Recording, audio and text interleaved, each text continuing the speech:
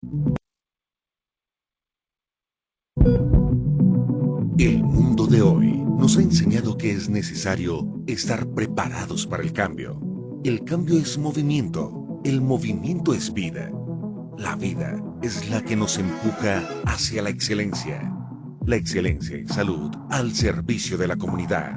En el transcurso de 4 décadas, nos hemos consolidado como referente en la prestación de servicios de alta complejidad.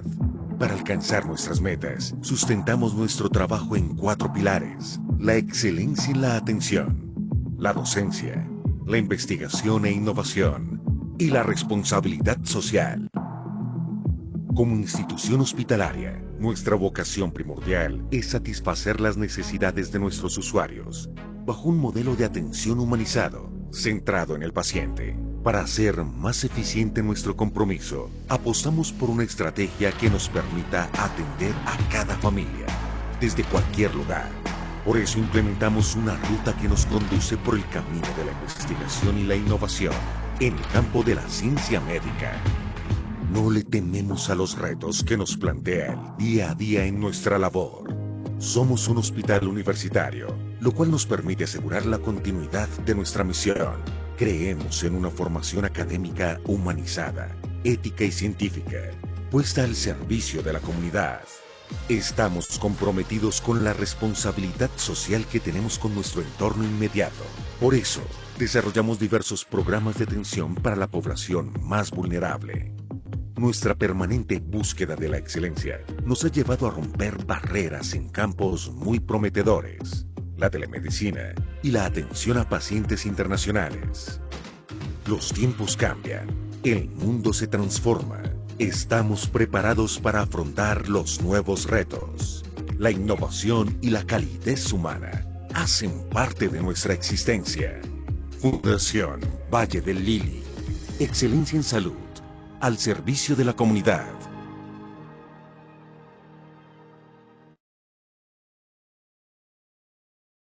Hola, buenas tardes. Mi nombre es Laura Espina, soy radióloga adscrita a la Fundación Valle del Lili. Bienvenidos al Encuentro Académico de Radiología número 48. El día de hoy tenemos la conferencia virtual Enfermedades del tejido conectivo, revelaciones en la tomografía de tórax. La conferencia está a cargo de Daniela Flores. Daniela es médica de la Universidad del Rosario y es residente de tercer año de la Universidad de ICESI en convenio con la Fundación Valle del Lili. Les recuerdo que pueden hacer las preguntas en el banner y pues damos bienvenida a la doctora.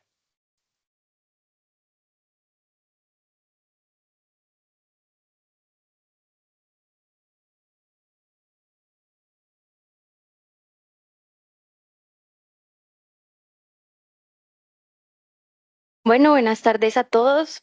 Como dijo la doctora Laura, yo soy Daniela Flores, residente de tercer año de aquí de la Fundación Valle de Lili, en alianza con la Universidad ICESI, y la charla del día de hoy va a tratar sobre enfermedades del tejido conectivo, los hallazgos y las revelaciones en la tomografía de tórax. El contenido de la charla, pues primero vamos a hablar sobre los objetivos. Vamos a dar una breve introducción, luego vamos a hablar un poco sobre enfermedad pulmonar intersticial, que es la manifestación más común en estas enfermedades del tejido conectivo en el tórax, hablar también sobre la hipertensión pulmonar y luego vamos a hablar sobre las manifestaciones torácicas específicas de cada una de estas enfermedades del tejido conectivo. Finalmente, hablar un poco sobre neumonía intersticial con características de autoinmunidad y las conclusiones. Los objetivos de esta charla, entonces, el primero es reconocer las manifestaciones torácicas de las enfermedades del tejido conectivo. El segundo objetivo sería identificar los hallazgos radiológicos más comunes en el tórax del paciente con estas enfermedades.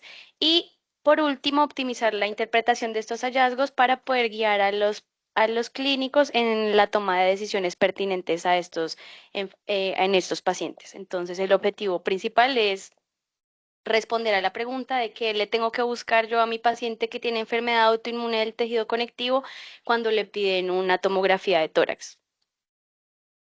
Para dar la introducción, entonces, ¿qué es una enfermedad del tejido conectivo? Primero hablando un poco que el tejido conectivo es el que está encargado de conectar y dar soporte a los otros tejidos y está compuesto principalmente por matrices extracelular, es decir, proteínas de adhesión, proteínas estructurales y los proteoglicanos, y además de células está compuesto por fibroblastos. Dependiendo de la estructura y esa proporción entre matriz extracelular y células, se puede clasificar como tejido conectivo laxo, que es el mismo intersticio, y el tejido conectivo denso, que es el que nos va a componer otros tejidos como la dermis, las fascias, los tendones, las cápsulas, entre otros. Estas enfermedades del tejido conectivo van a ser causadas por desencadenantes multifactoriales como la predisposición genética y otros factores de exposición, y esto va a favorecer la formación de autoanticuerpos contra diferentes componentes de la matriz extracelular. Por eso las manifestaciones van a ser multiorgánicas y las características clínicas de cada entidad van a depender de qué objetivo tiene cada uno de estos autoanticuerpos generados. Las patologías del tejido conectivo, entonces, son la artritis reumatoide, las esclerosis sistémicas, las miopatías inflamatorias, el lupus eritematoso sistémico, la enfermedad de Sjögren y la enfermedad mixta del tejido conectivo. ¿Por qué son importantes las manifestaciones torácicas? Porque estas manifestaciones se presentan en aproximadamente el 40 al 50% de los pacientes que tienen alguna enfermedad del tejido conectivo, y los pacientes que presentan estas manifestaciones tienen un aumento en la mortalidad y la morbilidad a 5 años hasta 3 veces más que los pacientes que no tienen manifestaciones torácicas. Y el 25% de estas manifestaciones van a ser enfermedades pulmonares intersticiales.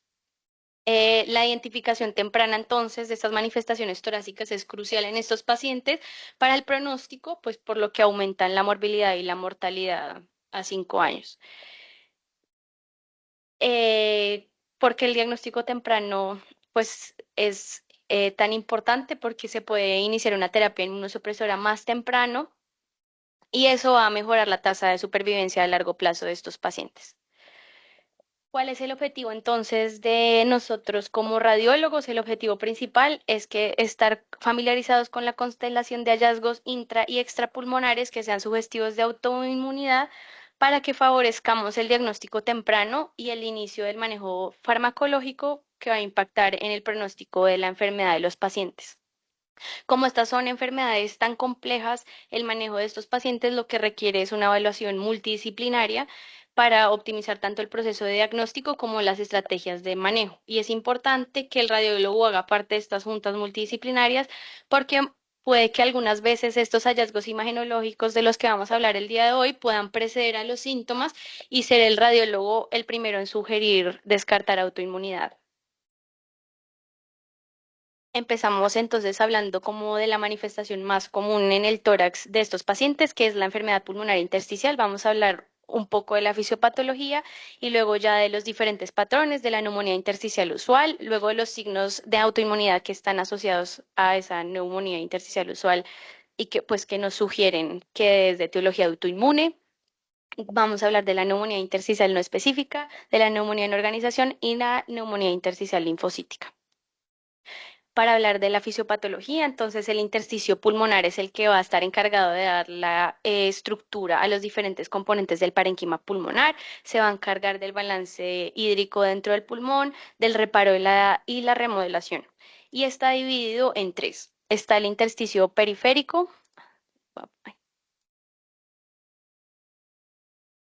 El intersticio periférico, que es el que va a estar subyacente a la pleura visceral y es el que va a tener esas proyecciones al parénquima, que son los mismos septos interlobulillares. Está el intersticio axial o peribroncovascular, que después es el que se extiende desde el ilio a la periferia, y el intersticio parenquimatoso, que es el que va a conformar la pared alveolar.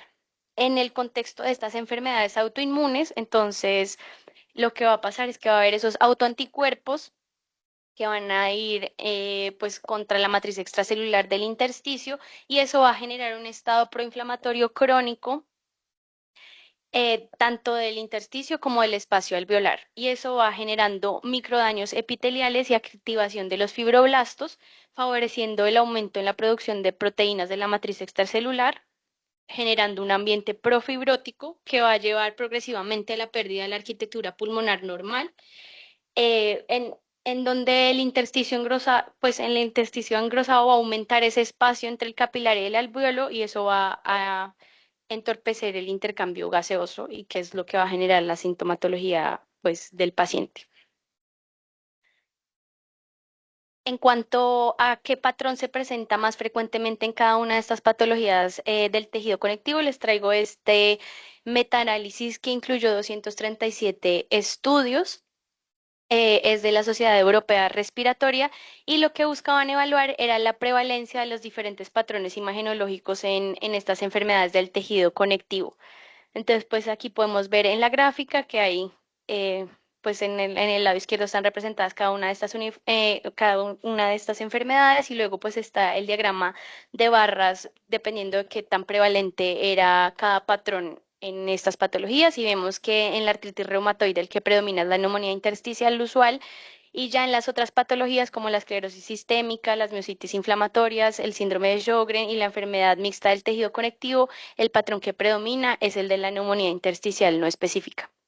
En el lupus eritematoso sistémico, los patrones intersticiales son muy poco comunes, predominan otro tipo de manifestaciones pulmonares de las que vamos a hablar más adelante. Entonces, vamos a hablar primero de cómo se ve un patrón de neumonía intersticial usual con hallazgos consistentes con este patrón. Entonces, lo que generalmente se va a ver se ve una disminución del volumen que predomina en los lóbulos inferiores y se va a asociar a distorsión de la arquitectura pulmonar dada por engrosamiento de los septos inter e intralobulillares que van a configurar reticulaciones subpleurales y la presencia de múltiples quistes que conforman hileras y comparten paredes, que configura esa imagen en panal de abejas, que también como las reticulaciones van a presentar gradiente apicobasal, es decir, el compromiso va a ser mayor a medida que vamos descendiendo a los lóbulos inferiores. Además, se va a acompañar de bronquiectasias por tracción. Y eso sería un patrón consistente con neumonía intersticial usual, que es el que estamos viendo en las imágenes ahorita en la pantalla. Como sabemos, ese patrón de neumonía intersticial usual se asocia en la mayoría de veces a fibrosis intersticial idiopática, pero para diferenciar este patrón cuando está asociada a enfermedades del tejido conectivo, les traigo este estudio que se hizo en Chicago con 196 pacientes que tenían enfermedad confirmada del tejido conectivo y biopsia pulmonar en el que se evaluaron el valor diagnóstico de 4 signos que nos permitían asociar este patrón de NEW a enfermedades del tejido conectivo. Lo que se obtuvo fueron estos pues, resultados estadísticamente significativos para los signos del panal de abejas exuberante y el signo del borde recto. También para cuando había más de uno de estos signos presentes, que se los voy a mostrar ahorita más adelante. Y vemos que tenían todos una muy alta especificidad, es decir, que cuando estaban presentes era muy probable que este paciente tuviera una enfermedad del tejido conectivo y una baja sensibilidad, es decir, que cuando están ausentes no podemos descartar que este patrón esté asociado a una enfermedad del tejido conectivo. Y vemos que el likelihood ratio mayor salió para cuando hay más de un signo presente. Entonces, estos son los signos que se asocian a autoinmunidad cuando vemos un patrón de NEW y el primero es el panal de abejas exuberante y se va a caracterizar porque el cambio fibrótico que predomina es el panal de abejas sobre las reticulaciones y las bronquiectasias de tracción. Entonces lo que se van a ver son múltiples hileras de quistes de pared delgada, incluso algunos de ellos pueden alcanzar más de 10 milímetros. Recordemos que el panal de abejas clásico, generalmente los quistes están entre 3 y 10 milímetros, entonces pueden ser un poco más grandes. Y la característica para decir que es exuberante es que tiene que comprometer más del 70% del parénquima pulmonar, como lo estamos viendo en esta imagen de un paciente de 60 años en nuestra institución, una paciente femenina que tenía el diagnóstico de artritis reumatoide y vemos que en el parénquima pulmonar el cambio fibrótico que predomina efectivamente es el panal de abejas y en la reconstrucción coronal vemos cómo compromete pues más del 70% del parénquima pulmonar. El segundo signo que se asocia a autoinmunidad es el signo del borde recto y este toca evaluarlo en la reconstrucción coronal en un corte en el que veamos los cuerpos vertebrales. Y se va a caracterizar porque los cambios fibróticos van a predominar en los segmentos basales de los lóbulos inferiores y va a haber una clara demarcación que en la dimensión craneocaudal que separa el parénquima pulmonar normal del parénquima fibrótico, como lo vemos en este paciente de 40 años que tiene el diagnóstico de esclerodermia difusa, y vemos que la alteración de la arquitectura pulmonar predomina en ambos lóbulos inferiores y podemos delimitar claramente el cambio abrupto que hay desde los cambios fibróticos a el parénquima sano. El siguiente signo es el signo del segmento anterior del lóbulo superior. Este se caracteriza porque los cambios fibróticos se van a concentrar en el segmento anterior de los segmentos superiores, con una relativa ausencia de cambios fibróticos en lo que resta de los lóbulos superiores, y va a haber una afectación concomitante de los lóbulos inferiores. Como estamos viendo en este paciente masculino de 70 años que tenía un diagnóstico de enfermedad mixta del tejido conectivo, en el que vemos que hay esta disminución del volumen pulmonar, que se asocia a alteraciones en la arquitectura pulmonar con panal de abejas, que en los lóbulos superiores predominan los segmentos anteriores, y pues también tiene el compromiso de predominio subpleural en los segmentos basales de ambos lóbulos inferiores. Se asocia además a bronquiectasias por tracción.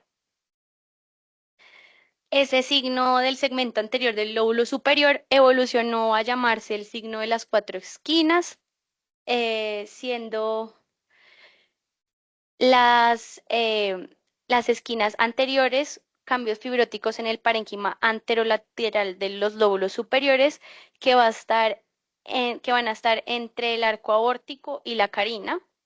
Y las esquinas posteriores van a ser el compromiso fibrótico del parénquima pulmonar postero superior entre las venas pulmonares y la carina. Esto lo podemos ver en este paciente femenino, perdón, de 54 años que tenía diagnóstico de síndrome de antesintetasa, en el que vemos que hay esta pérdida del volumen en ambos pulmones y hay distorsión de la arquitectura pulmonar, tiene reticulaciones subpleurales y panal de abejas con predominio subpleural y gradiente apicobasal. Y vemos que efectivamente tiene ese compromiso anterolateral de ambos lóbulos superiores y postero superior de ambos lóbulos inferiores, que eso configura el signo de las cuatro esquinas, que también es uno de los signos sugestivos de autoinmunidad cuando vemos un patrón de neumonía intersticial usual. Esos serían los signos que se evaluaron en ese estudio y que nos hacen pensar en que el patrón de New que estamos viendo se asocia a autoinmunidad. Pasamos a hablar a cómo se ve una neumonía intersticial no específica. Como vimos en el inicio, este es el patrón que se presenta más frecuentemente en las enfermedades del tejido conectivo. Y esta neumonía intersticial no específica se va a caracterizar por engrosamiento de los septos inter e intralobulillares, configurando reticulaciones de distribución periférica que van a tener gradiente apicobasal, que como ya habíamos hablado es que va a haber un mayor compromiso a medida que vamos descendiendo por el parénquima. Y va a haber respeto subpleural, como estamos viendo en esta reconstrucción sagital, y también lo podemos ver en los cortes axiales. Va a estar asociado también a vidrio esmerilado, puede tener bronquiectasias y bronquiolectasias, pero pues no va a haber panalización. Este es un paciente de aquí de la institución con este patrón de NINE. Otra de los patrones que pueden presentar estos pacientes con enfermedad del tejido conectivo y que se presenta principalmente en los pacientes con enfermedad mixta o con las miopatías inflamatorias es la neumonía de organización. En en este patrón, el hallazgo que predomina son las consolidaciones bilaterales, como estamos viendo en este caso, donde vemos que hay estas extensas áreas de vidrio esmerilado que tienen distribución subpleural y peribroncovascular. Vemos que esa del lóbulo superior derecho tiene tendencia a la consolidación y se asocia a engrosamiento de los septos interlobulillares. Entre el 11 y el 24% de los casos de neumonía de organización, las opacidades van a ser migratorias y se han descrito cuatro patrones principales de distribución. Uno que es predominantemente subpleural, puede ser también predominantemente peribroncovascular, combinado subpleural como peribroncovascular, como estamos viendo en este caso, o en forma de banda.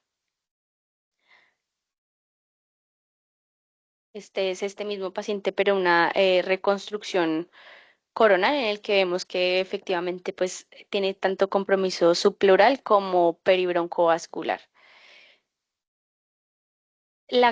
Diferenciar las causas primarias y secundarias de neumonía de organización difusa suele ser difícil y no existe una forma fiable de diferenciarlas basándose únicamente en los hallazgos del parénquima. Entonces, en la mayoría de los casos, eh, requieren de estudio histológico para el diagnóstico definitivo. Este es otro caso de neumonía de organización en el que vemos que hay opacidades con morfología en cuña de predominio periférico que tienen distribución bilateral y vemos en esta reconstrucción coronal el signo del halo reverso, que es esa área de vidrio esmerilado que está rodeada por un área de mayor densidad del parénquima pulmonar. Y por último, el último patrón en el que podemos ver es la neumonía intersticial linfocítica, que se va a caracterizar por un engrosamiento del intersticio peribroncovascular que se asocia a opacidades en vidrio esmerilado difusas y quistes de morfología y tamaño variables que generalmente tienen distribución peribroncovascular y afectan menos del 10% del pulmón y generalmente estos quistes van a estar superpuestos con las opacidades en vidrio esmerilado. Estos quistes van a tener paredes delgadas y este patrón generalmente se asocia a la enfermedad de Sjögren. La neumonía intersticial linfocítica tiene un curso progresivo en más de un tercio de los pacientes y generalmente responde muy bien al manejo con corticosteroides en todos los pacientes. Ya hablamos de las manifestaciones más comunes que serían la enfermedad pulmonar intersticial. Vamos a hablar un poco sobre hipertensión pulmonar, que es otra de las manifestaciones que se puede presentar en todas las enfermedades del tejido conectivo. La hipertensión pulmonar es más común, es en todos los pacientes con enfermedades del tejido conectivo, pero especialmente los pacientes que tienen esclerosis sistémica y generalmente van a ser del grupo 1 o del grupo 3. Recordemos que el grupo 1 es que hay un aumento de la resistencia de la vasculatura pulmonar secundario a lesiones angioproliferativas de las células endoteliales que va a generar hiperplasia e hipertrofia de la pared muscular y ese aumento en la muscular de las arteriolas precapilares son las que van a aumentar la presión de la circulación pulmonar. Y en el grupo 3 que va a ser secundario a la hipoxemia crónica, que son los pacientes que tienen enfermedad pulmonar intersticial, y esa hipoxemia crónica lo que va a llevar es a una vasoconstricción de las arterias pulmonares con remodelación de la pared, que inicialmente va a ser reversible, pero a largo plazo pues va a aumentar la presión de toda la circulación pulmonar. El, el tratamiento de las enfermedades autoinmunes no ha demostrado cambios significativos en la progresión de la hipertensión pulmonar de estos pacientes. ¿Qué hallazgos podemos ver nosotros en la tomografía de tórax que nos puedan sugerir que hay una hipertensión pulmonar? Es el diámetro del tronco de la arteria pulmonar, que se debe medir en el plano axial, en la bifurcación, y debe trazarse la medida ortogonal al eje largo de esta arteria. Y se va a hablar de que hay dilatación del mismo cuando mide más de 32 milímetros, pero también depende de los factores de riesgo individuales de cada paciente. Y además, otra signo sugestivo de hipertensión pulmonar puede ser que haya un aumento en la relación 1 a 1 entre la arteria pulmonar y la aorta ascendente. Se puede evaluar también la relación entre la arteria y el bronquio en 3 o más lóbulos, y si se pierde esa relación 1 a 1 en más de 3 lóbulos, pues se podría pensar en, en hipertensión pulmonar también. Ya vamos a hablar entonces de cada una de las enfermedades del tejido conectivo específicamente y las manifestaciones que se pueden presentar. Empezando por la artritis reumatoide. La artritis reumatoide afecta al 1% de la población, se presenta en aproximadamente 40 de cada 100.000 personas y predomina en mujeres con una relación de 3 a 1. Esta es la enfermedad más común del tejido conectivo y se caracteriza por sinovitis simétrica crónica con artropatía erosiva inflamatoria. Del 40 al 50 de los pacientes presentan manifestaciones extraarticulares y la más común son más comunes en los pacientes que son seropositivos. Los hallazgos más comunes en tomografía de tórax de estos pacientes van a ser la hipertensión pulmonar, la ateromatosis de las arterias coronarias. Los nódulos reumatoideos pueden presentar derrame pleural y derrame pericárdico. En cuanto a las neumonías intersticiales, la neumonía intersticial usual va a ser la más común, y también pueden presentar enfermedades de la vía aérea pequeña. Este es un caso de una paciente femenina de 75 años con diagnóstico de artritis reumatoide en el 2011. Y lo que vemos es que hay una disminución del volumen pulmonar que predomina en los lóbulos inferiores, hay distorsión de la arquitectura pulmonar con reticulaciones subpleurales y panal de abejas, que es de predominio subpleural en los lóbulos inferiores y que presenta gradiente apicobasal. Se asocia también a bronquiectasias por tracción. En este caso vemos que hay un mayor compromiso del segmento anterior del lóbulo superior derecho, que nos configuraría en este caso el signo del segmento anterior, y pues es un patrón de New sugestivo de autoinmunidad y que es el patrón más común en los pacientes con artritis reumatoide. Otro hallazgo que pueden presentar los pacientes son los nódulos reumatoideos, que predominan en los hombres seropositivos y que tienen enfermedad severa de progresión rápida. En el 80% de los casos se van a asociar también a nódulos subcutáneos, que generalmente van a estar en los puntos de presión, como el olecranon, en las manos y los dedos. Son manifestaciones muy poco frecuentes, se presentan en menos del 1% de los pacientes y son difíciles de diferenciar por imagen de malignidad o infección, porque ambos pueden, pues, tanto la malignidad como la infección, como los nódulos reumatoides, pueden captar en el PET, por lo que el diagnóstico se realiza generalmente por biopsia para poder descartar malignidad. En este caso es un paciente masculino de 72 años que tiene estos nódulos sólidos de morfología redondeada y márgenes bien definidos, que tienen localización subpleural periférica y que en este caso están en los segmentos basales posteriores de ambos lóbulos inferiores. Que es como se presentan normalmente estos nódulos. Generalmente se ven como sólidos, redondeados, son subpleurales, pueden cavitar, pero pues a diferencia de este caso, lo más común es que predominen en los lóbulos superiores, como estamos viendo en este paciente masculino de 33 años, que vemos ese nódulo sólido en el segmento anterior del lóbulo superior derecho. En este caso es un nódulo único, y cuando los veamos así únicos, se pueden seguir las recomendaciones de nódulo pulmonar solitario. Otra de las manifestaciones de los pacientes con artritis reumatoide es la enfermedad de la vía aérea pequeña. Se presenta en el 60% de los pacientes y la incidencia va a aumentar con la duración de la enfermedad. En el caso, se puede manifestar esta enfermedad de vía aérea pequeña como bronquiolitis folicular, que va a ser secundaria a una oclusión de los bronquiolos por la presencia de agregados linfoides en las paredes, y esos agregados linfoides se van a presentar como nódulos centrilobulillares, como estamos viendo aquí en el segmento posterior del lóbulo superior derecho. Y la otra manifestación de vía aérea pequeña en estos pacientes va a ser la bronquiolitis obliterativa, que va a ser secundaria a inflamación del bronquiolo con fibrosis de la submucosa peribronquial, y esta se va a manifestar con atrapamiento aéreo, es decir, lo que vamos a ver es mosaico de atenuación con dilatación y engrosamiento de la pared bronquial.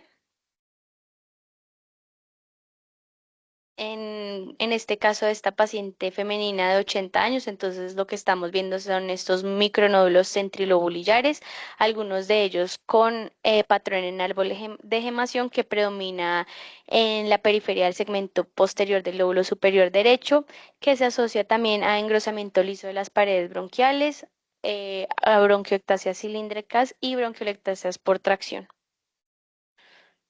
Vemos también que hay heterogeneidad en la densidad del parénquima pulmonar, tiene áreas de atrapamiento aéreo con mosaico de atenuación.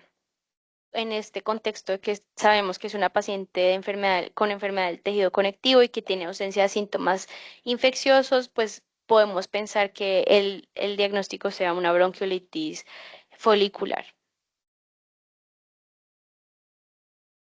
Otra de las manifestaciones torácicas de estos pacientes con artritis reumatoide es la ateromatosis de las arterias coronarias.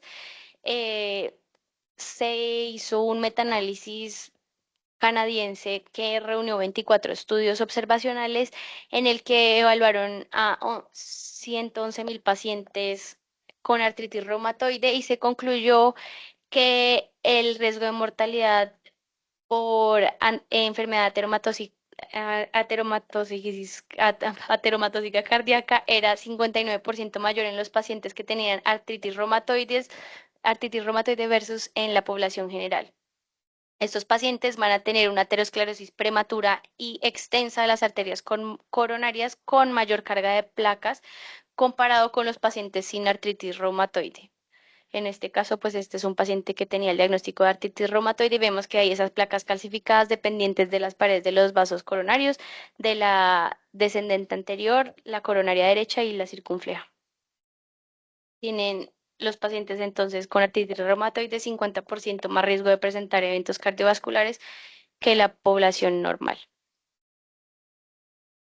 Y por último, pues pueden presentar derrame pleural, como en este caso, que tiene derrame pleural bilateral de distribución libre, y también pueden tener derrame pericárdico asociado a engrosamiento del pericardio.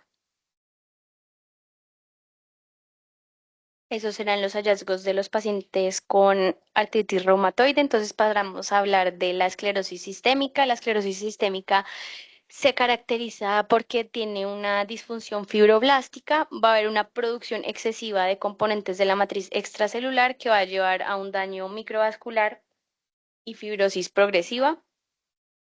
Se presenta en 38 a 341 casos por cada millón de habitantes y predomina en mujeres con una relación 3:1. Generalmente se va a presentar en mujeres entre los 45 y los 64 años. Va a haber dos variedades, puede ser limitada, que tienen mayor riesgo de hipertensión pulmonar, o difusa, que tienen mayor riesgo de enfermedad pulmonar intersticial. Esta es la enfermedad del tejido conectivo que más se asocia a hipertensión pulmonar, como ya les había dicho previamente, y tienen la mayor carga de mortalidad respecto al resto de las enfermedades del tejido conectivo. Las manifestaciones en el tórax, vamos a ver que se puede presentar con dilatación esofágica, pueden presentar adenomegalias en ausencia de otros hallazgos en la tomografía de tórax, hipertensión pulmonar, bronquiolitis y dentro de las enfermedades intersticiales, el patrón que predomina es el de neumonía intersticial no específica. Este primer caso es una paciente femenina de 45 años en el que vemos que tiene un patrón de NINE, hay engrosamiento de los septos inter e intralobulillares, configurando estas reticulaciones de distribución periférica con gradiente ápico-basal y aquí vemos que hay ese respeto subpleural tanto en la reconstrucción sagital como en los cortes axiales. Tiene áreas en vidrio esmerilado de predominio periférico y bronquiectasias por tracción que predominan en el lóbulo inferior. No hay panalización. Entonces es un patrón de NINE que es el que más se asocia con, que es el que más se presenta en los pacientes con esclerosis sistémica. En cuanto a la dilatación esofágica, que es la que estamos viendo representada en este caso, se presenta en el 80% de los pacientes con esclerosis sistémica. Esta es una paciente femenina de 65 años y lo que se va a ver es una dilatación con nivel hidroaéreo del esófago, como estamos viendo tanto en la reconstrucción sagital como en los cortes axiales, la dilatación y el nivel hidroaéreo. Esa dilatación del esófago en la esclerosis sistémica es el resultado de la disfunción del músculo liso del esófago, que puede ser causada tanto por la acumulación de tejido fibroso como a la disminución de la motilidad muscular. Eso va a generar que haya una dilatación gradual del esófago, y por la acumulación de alimentos y líquidos, pues que no están pasando al estómago. Eh, por esta misma dilatación esofágica, estos pacientes pueden presentar enfermedad de la vía aérea pequeña como bronquiolitis aspirativa, que se va a caracterizar por nódulos en vidrios merilados centrilobolillares, en este caso que tienen contornos irregulares. Generalmente pueden ser bilaterales y difusos, de predominio en las áreas dependientes del pulmón. Van a configurar esa morfología en árbol en gemación, como estamos viendo en este caso en el segmento posterior del lóbulo superior derecho, y se van a asociar también a bronquiectasias y engrosamiento liso de las paredes bronquiales, por la irritación secundaria a la aspiración del paciente.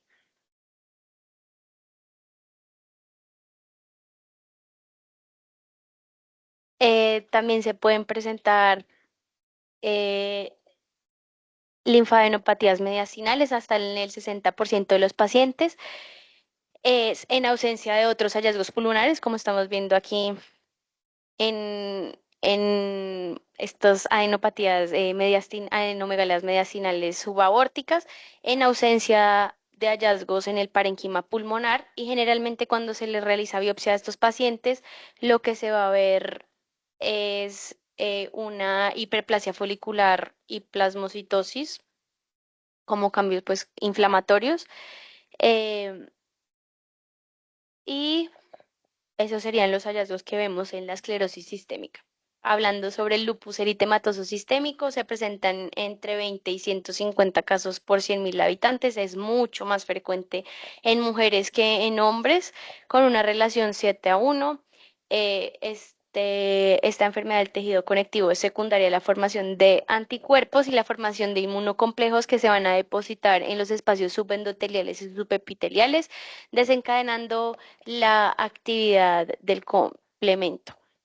La incidencia de esta enfermedad del tejido conectivo ha ido en aumento en los últimos años porque se puede hacer una detección de la enfermedad en estadios más temprano y con manifestaciones más sutiles. Em, la mayoría de los pacientes van a presentar síntomas respiratorios durante el curso de su enfermedad. Sin embargo, hay que tener en cuenta que la neumonía intersticial en esta patología del tejido conectivo es muy rara, por lo que primero debemos pensar en otras causas y descartar compromisos infecciosos. En el dado caso que se presente una enfermedad intersticial fibrótica, generalmente el patrón va a ser de neumonía intersticial usual. Las manifestaciones torácicas más frecuentes van a ser el derrame pleural y pericárdico y la debilidad diafragmática que puede generar el síndrome del pulmón encogido, y pueden presentar también hemorragia alveolar.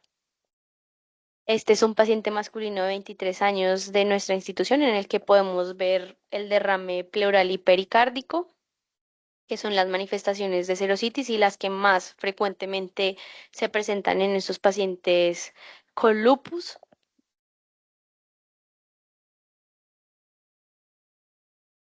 Y en el caso del pulmón encogido o el síndrome de contracción pulmonar, se caracteriza porque hay una disminución progresiva de los volúmenes pulmonares en las pruebas de función pulmonar, y va a haber ausencia de hallazgos significativos en el parénquima que expliquen este deterioro progresivo del volumen pulmonar. Esto va a pasar secundario a la miopatía que afecta a los diafragmas, que va a generar una elevación de los mismos y una disminución en su función. Y esto pues va a generar disminución en la distensibilidad del pulmón. En este caso vemos que es un estudio en inspiración completa de la paciente, y en la reconstrucción coronal vemos que únicamente se ven 6, 7 arcos costales, o sea, la expansión pulmonar completa está disminuida comparada con un pulmón normal.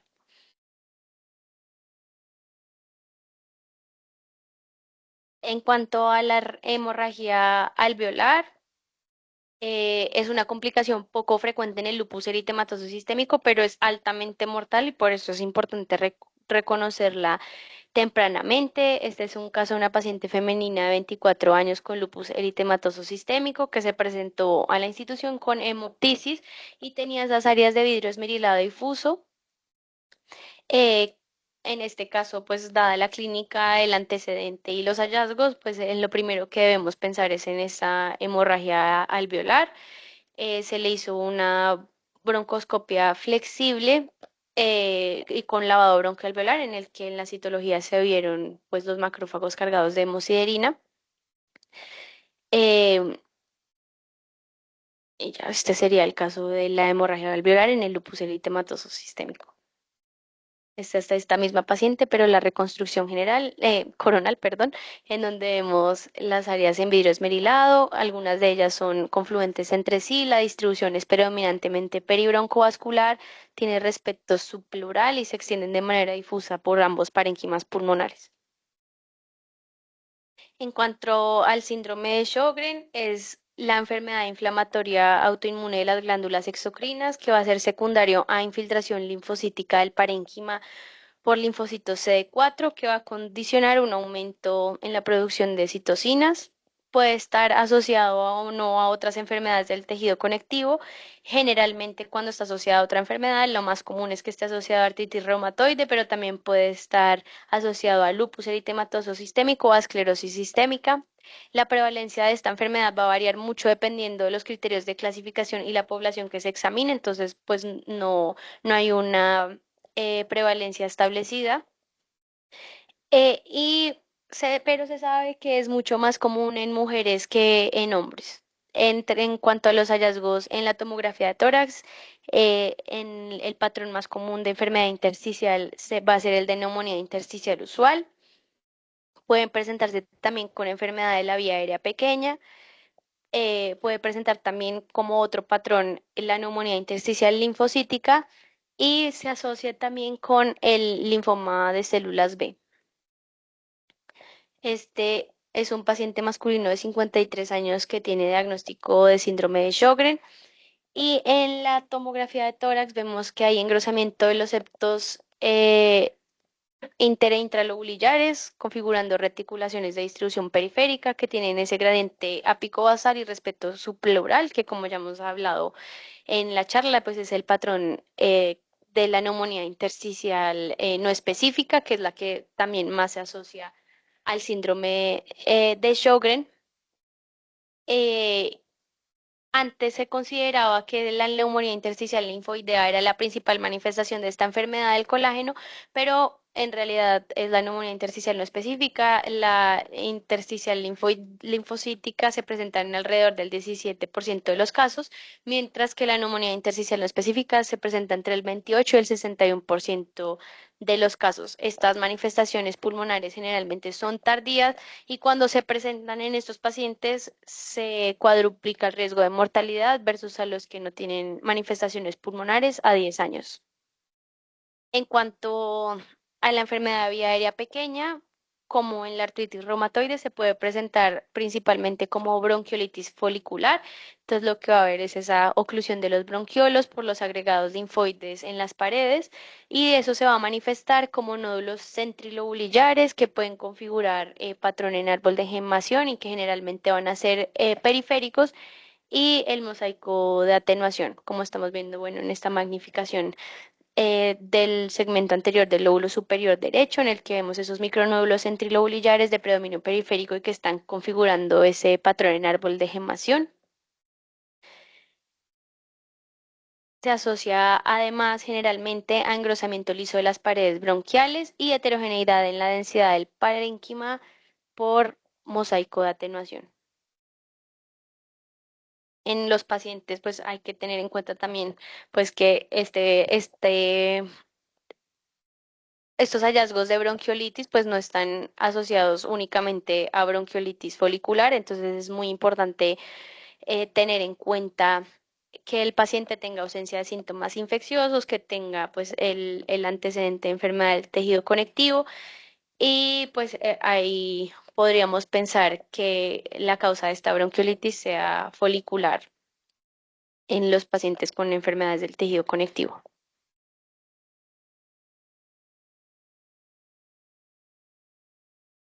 Y este es un caso de una paciente femenina de 66 años que tenía el antecedente de síndrome de Sjögren, que como hablamos inicialmente tienen un mayor riesgo de desarrollar linfomas no Hodgkin en comparación con la población general.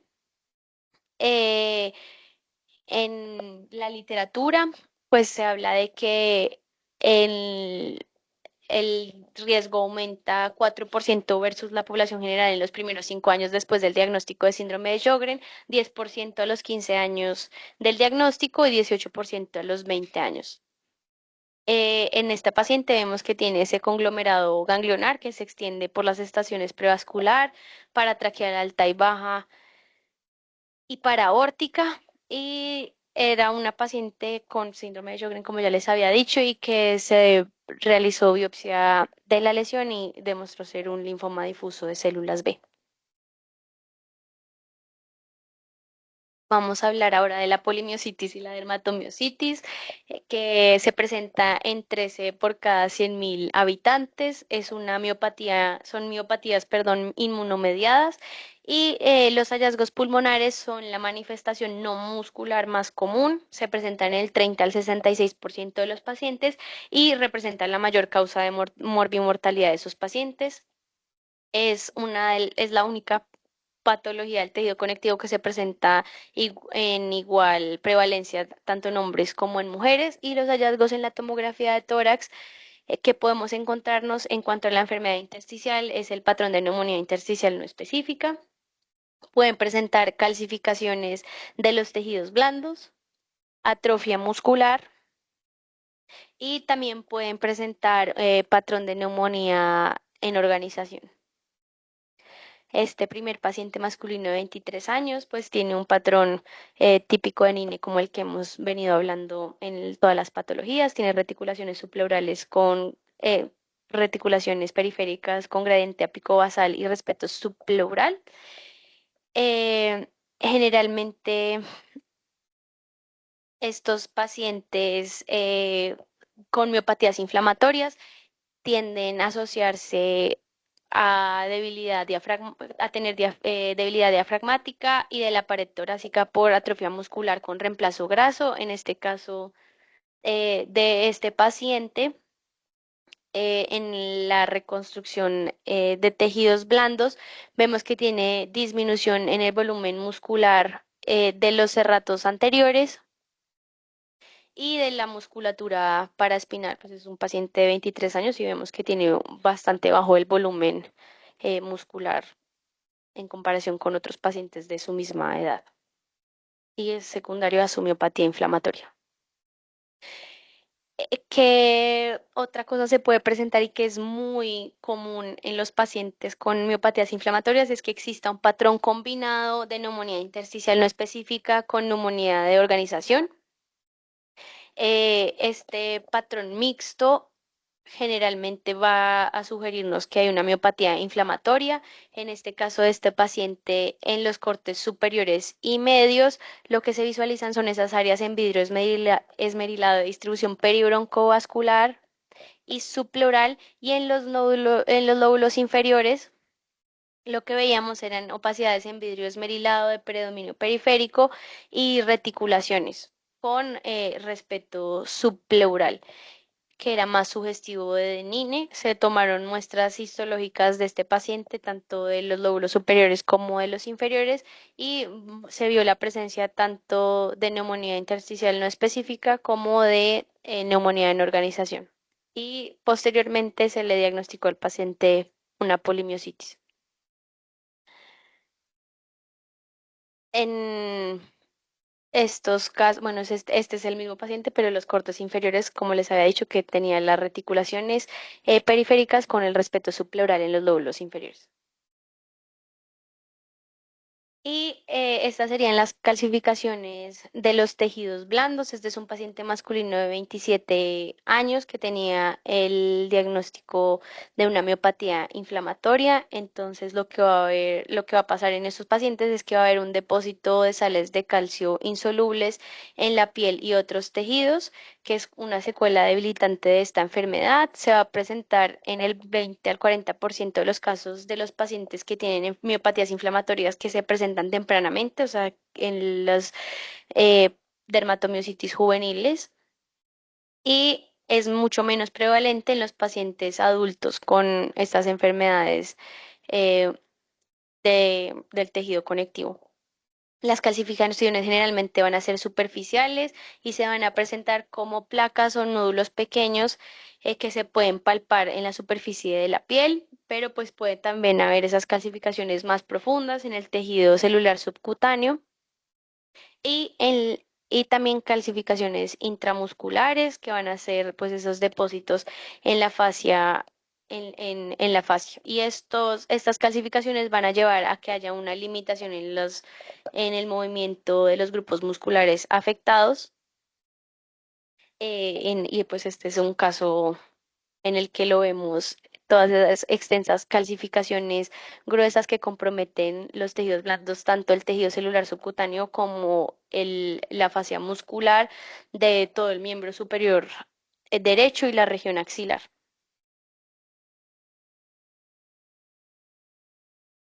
Que también se podrían ver en la tomografía de tórax, que se ven aquí pues estas calcificaciones hiperdensas en el tejido celular subcutáneo del hemitórax anterolateral derecho, en la región axilar derecha predominantemente, pero pues también podemos verlo en el hemitórax izquierdo.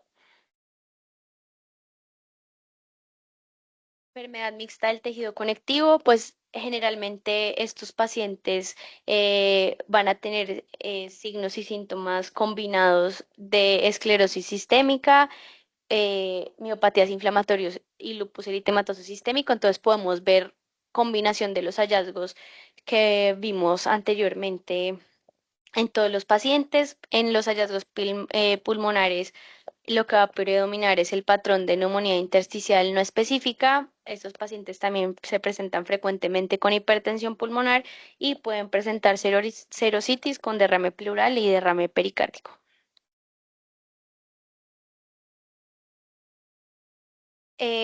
Este tema de neumonía intersticial con características autoinmunes es una nueva terminología pues, que ha surgido en los últimos tiempos y es en esos pacientes que tienen hallazgos imagenológicos de enfermedad pulmonar intersticial, con pacientes que tienen rasgos de autoinmunidad que pueden ser clínicos o serológicos, pero que no cumplen criterios diagnósticos completos para la enfermedad. Entonces, en estos pacientes se les da pues el diagnóstico de neumonía intersticial con características autoinmunes.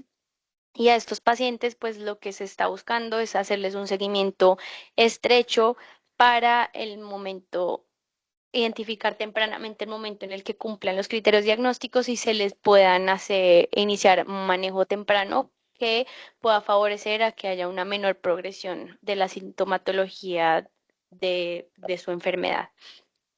Hay pocos estudios prospectivos, pues por lo que es una terminología nueva sobre esta entidad, pero en los estudios retrospectivos se ha visto que estos pacientes pues podrían tener un mejor pronóstico si se hubiera hecho un seguimiento temprano de estos hallazgos imagenológicos. Entonces, para poder decir que es una neumonía intersticial con características autoinmunes, debe cumplir dos de tres criterios.